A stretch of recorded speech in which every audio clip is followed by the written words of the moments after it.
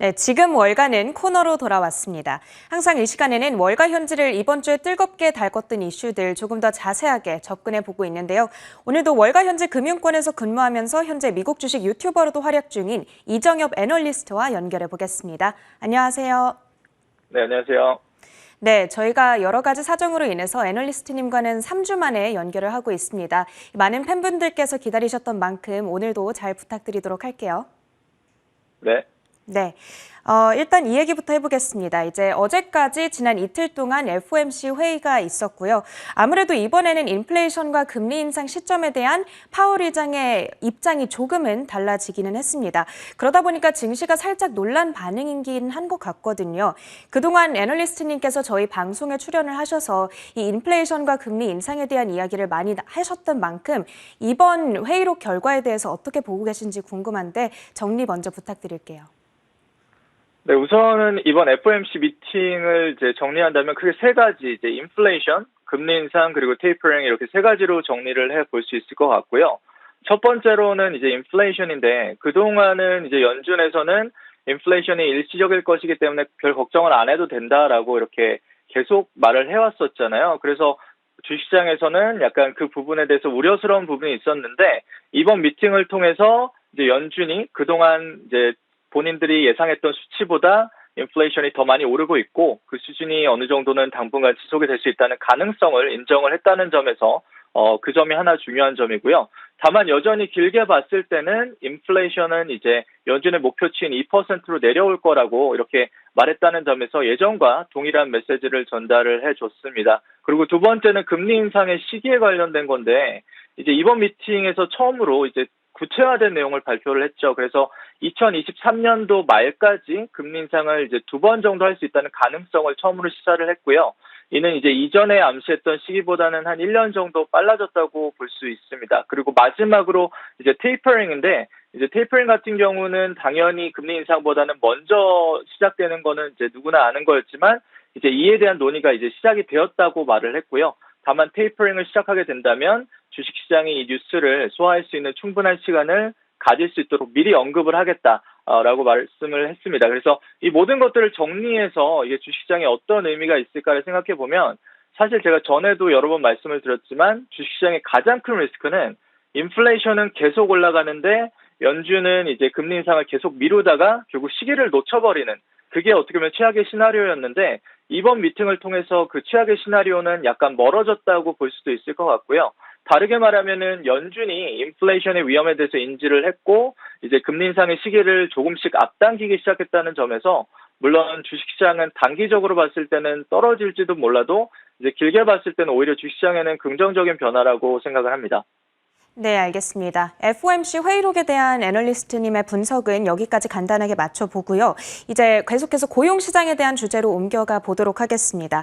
지금 미국의 고용지표를 자세하게 들여다보면 이 경제 회복 속도에 탄력이 붙다 보니까 계속해서 일자리는 빠르게 늘어나고 있는데 아이러니하게 실업률 역시 계속해서 높게 나오고 있거든요. 상식적으로 정말 이해하기 힘든 그런 상황이 펼쳐지고 있는데 왜 그런지 이유에 대해서 저희가 들어보기 전에요. 일단 지금 미국의 고용시장 상황이 어떤지 데이터부터 정리해 주세요. 네, 우선 고용시장은 이제 연준이 이제 금리 인상을 결정짓는 두 가지 요소 중에 하나이기 때문에 굉장히 고용시장에 대한 이해를 하는 건 굉장히 중요하고요. 또 말씀하신 대로 일반적으로 일자리가 늘기 시작하면은 점점 많은 사람들이 취업을 하기 때문에 이제 실업률이 내려가는 것이 일반적입니다. 예를 들어서 최근에 나온 미국의 고용지표 자료에 따르면은 5월 달에 일자리 수가 930만 개로 2000년도 이후로 역대 최고치였다고 해요. 다르게 말하면 지금 미국의 일자리는 굉장히 많이 있는 건데요. 그럼에도 불구하고 실업률은 이제 5월 달에 5.8%로 물론 4월 달에 6.1%보다는 조금은 줄긴 했지만 여전히 이제 코로나 이전 레벨인 3.7%보다는 아직도 상당히 높은 상황입니다. 그래서 일자리와 실업률이 지금 모두 둘 다 높다는 점에서 말씀하신 대로 일반적이지 않는 부분이 분명히 있습니다. 시장 상황 정리해 주셨는데 그럼 이제 진짜 궁금한 부분 들어봐야겠죠. 일자리 수는 이렇게 높은데 실업률이 빠르게 내려가지 않는 이유가 뭐라고 보세요? 저는 이제 크게 두 가지 정도의 이유가 있다고 생각을 하는데 첫 번째는 이제 코로나 기간 동안 미국 정부에서 지원하는 실업수당이 상당히 많이 늘었어요.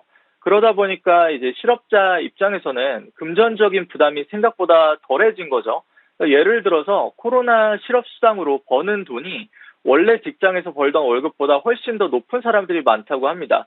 그렇기 때문에 이제 실업자들 입장에서는 이제 일자리를 잡아야 되는 그런 프레셔가 훨씬 적고 급하지 않은 상황인 거죠. 그래서 이제 코로나로 인한 추가 실업수당이 이제 9월 초에 끝이 나요. 그래서 그때가 되면 이제 일자리 수와 실업률의 이 괴리가 어떻게 보면은 해소가 되지 않을까라고 보는 견해도 있고요. 또 다르게 생각하면은 이제 미국 같은 경우는 9월 달부터 모든 학기가 다 시작이 되잖아요. 그리고 모든 학교가 이제 정상화가 되기 때문에 자녀를 키우는 부모 입장에서는 8월까지는 최대한 자녀와 함께 보내기 위해서 취직을 미루는 사람들도 많이 있다고 합니다. 그게 첫 번째 이유고요.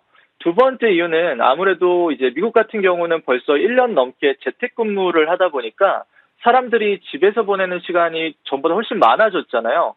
그러다 보니까 많은 사람들이 이제 본인의 직업에 대해서 처음으로 진지하게 생각해 볼 수 있는 기회가 생겼고 점점 많은 사람들이 본인이 정말 원하고 본인의 가치와 부합하는 일자리를 찾아가기 시작했다고 볼 수 있을 것 같습니다. 그러다 보니까 전보다 훨씬 더 많은 사람들이 자발적으로 직장을 그만두는 현상이 지금 많아지고 있고요.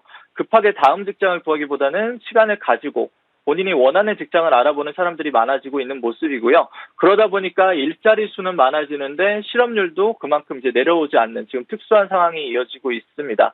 그리고 마지막 한 가지 흥미로운 지표를 말씀을 드리면 지금 현재 미국에서는 회사에서 해고를 당하는 해고 비율이 역대 최고치인 반면에 좀 전에 말씀드렸듯이 자발적으로 일자리를 그만두는 퇴직률은 4월 달에 2.7%로 역대 최고치를 기록을 했고요.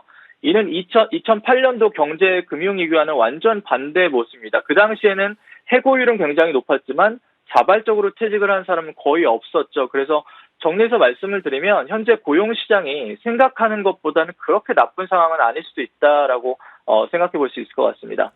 네, 알겠습니다. 당장 실업률이 빠르게 해소되지 않는 이유로는 첫 번째로는 실업수당이 늘었기 때문에 사람들이 받고 있는 어떤 금전적인 압박이 적다라는 부분 짚어주셨고요. 두 번째로는 사람들이 자신에게 더 잘 맞는 직업을 찾으려는 어떤 움직임이 더 활발하게 나타나고 있다라는 점을 꼽아주셨습니다. 근데 지금 말씀을 들어보니까 이 당장 사람을 뽑아야 되는 기업의 입장에선 지금 상황이 굉장히 부담스러울 수밖에 없을 것 같거든요. 더 나아가서 이런 불균형이 지속되면 지속될수록 미국 경제로의 어떤 악영향도 불가피할 것 같은데 이런 문제점들에 대해서 월가에서는 어떤 평가가 나오고 있을까요? 네, 확실히 이제 미국 현재 고용시장의 갑은 고용인이 아닌 일자리를 알아보는 직장인 혹은 실업자라고 볼 수 있고요.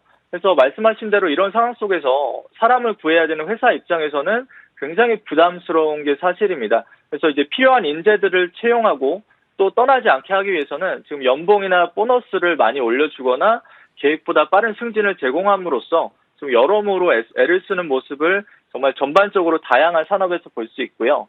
말씀하신 대로 이런 상황이 기업들에게는 비용 측면에서는 당연히 부담이 될 수 있고 더 나아가서 필요한 직원들을 유지를 못한다면 회사 성장에도 길게 봤을 때는 악영향을 미칠 수 있습니다. 다만 길게 봤을 때는 오히려 사람들이 보다 본인과 잘 맞는 직장을 찾는 과정이라고 생각한다면 노동시장이 코로나 전보다는 더 효율적으로 변하게 될 수 있는 계기가 될 수 있다는 점에서 또 긍정적으로도 볼 수 있을 것 같습니다.